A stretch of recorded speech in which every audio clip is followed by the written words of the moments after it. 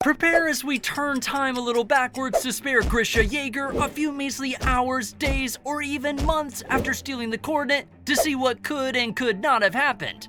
Would the story of Attack on Titan unfold the same way as we know it? Would Eren Yeager still orchestrate the flow of events, or even exist? Would Grisha return to Marley, or decide to disintegrate it with the rumbling? Enjoy the immersive experience to discover all the answers you may want or need in a series of twists and turns that shall consume a brief 15 minutes of your life. But beware, this video will contain massive spoilers. Let's begin with a fresh, vibrant day of the year 830 at the Eldian port. A day not so lucky for Grisha Yeager's restorationist group. We all know the story of Zeke the Snitch, who brought his parents and their group to this very point, so let's not revise it for now. Just know that Zeke made his own people get caught. Injected and kicked down the Eldian port like footballs, Grisha's wife and people turned into oblivious, nude incarnations of Titans, terrifying Grisha with most probably the thoughts of how he would look as a Titan. But before that needle invaded Grisha, a mysterious Titan had made short work of the Injector and all his friends. This mysterious Titan was owned by Eren Kruger, the owl of Attack on Titan, who lent Grisha his Titan afterwards for a mission because of the future memories he had seen. At least, that's what happened canonically. But since we're tuning this scenario a bit, we have two options for you. 1. Failure. This scenario shows Eren Kruger with no future memories of Grisha Yeager, meaning that Grisha is simply not supposed to be the next Attack Titan. Thus, Grisha met a bitter end by being transformed into a pure Titan and danced his way with company into the horizon. A really bad ending for Eldia, no doubt. The second scenario, success.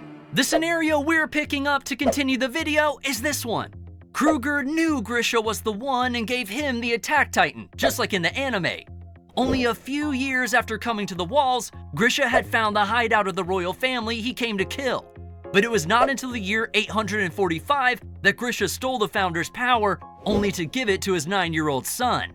That brings us to our next branch, attacking the royal family the day he found their hideout. Clearly possible, Grisha could have instantly murdered and stole the founder's power from the royals the day he found their chapel. A big benefit of this move would be time. Killing the royals early would give Grisha more time and flexibility to plan his next move. The only problem is, what is the next move? Would Grisha go back to Marley to destroy it? Or would he go back to find his little snitch? Clearly, Grisha had no allies waiting for him in Marley to start any form of rebellion or something. Plus, going back to Marley meant indirectly bringing both the attack and the founding Titan to them. That would simply fulfill Marley's wishes, and Eldia would be sentenced to doom. Ultimately, Grisha still had to stay in Eldia as his best move, no matter how early he attacked the royals. The only person who provoked Grisha to kill the royals at the last minute was none other than Grisha's own son, Eren Yeager. Eren's presence in this scene meant that Eldia would soon find itself in a situation where Eren would start the rumbling, just like the canon story. So, if Eren provokes Grisha to kill the royals, no matter when Grisha attacked them, that would simply lead to the story following the canon events later on. Now let's get to the interesting part. The real reason behind Eren's birth was to give him the power of the founder.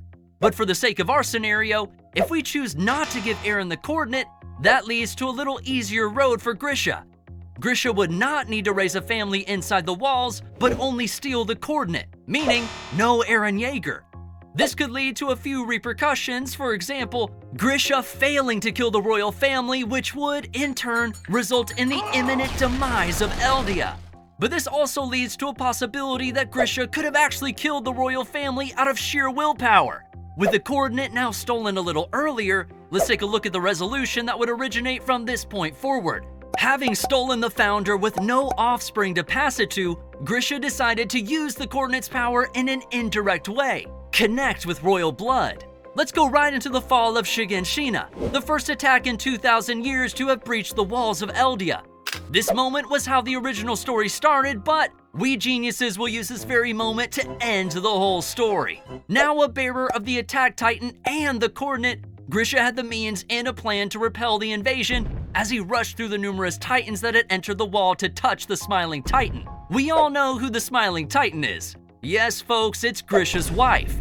Having safely made contact with the Smiling Titan, Grisha ordered all pure Titans to besiege the armored Titan who'd attack the wall gates and bring its bearer to the Smiling Titan. Obviously, Grisha took part in cracking open the nape of the armored Titan as well, since it was no easy task for just pure Titans to break open a shifter that literally has armor.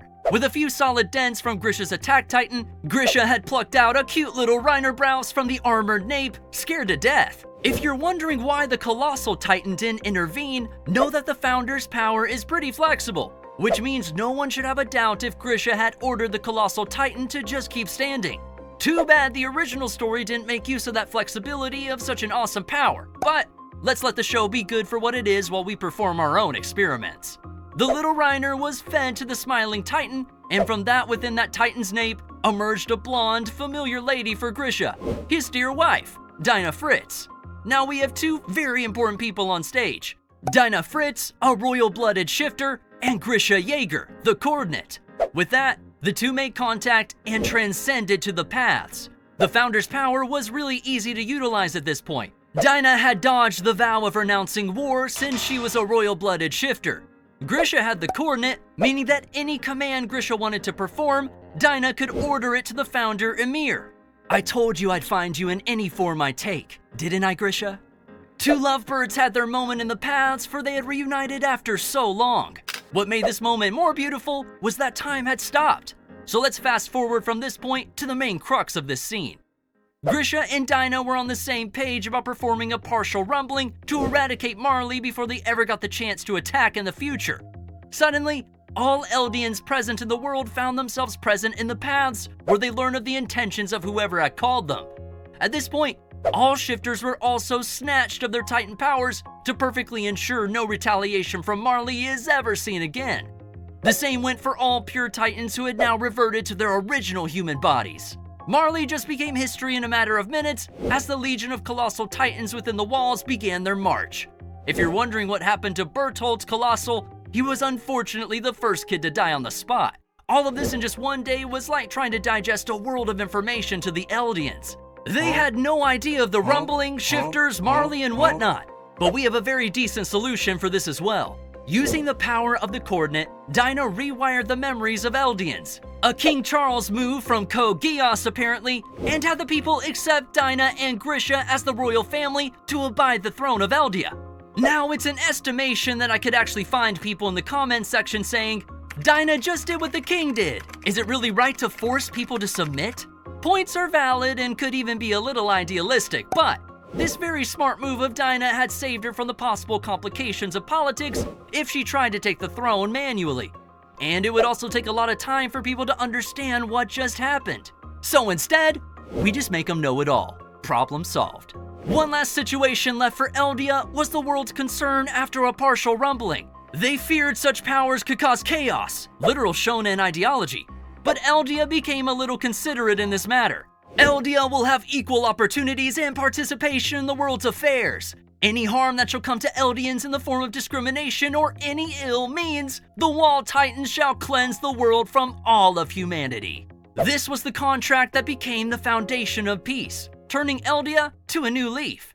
This was but a unique take at an extreme what-if scenario. And it's not looking too bad for Eldia. No Eren Yeager, no rumbling, and Eldia suddenly being ruled by its rightful owners. That actually has a nice ring to it.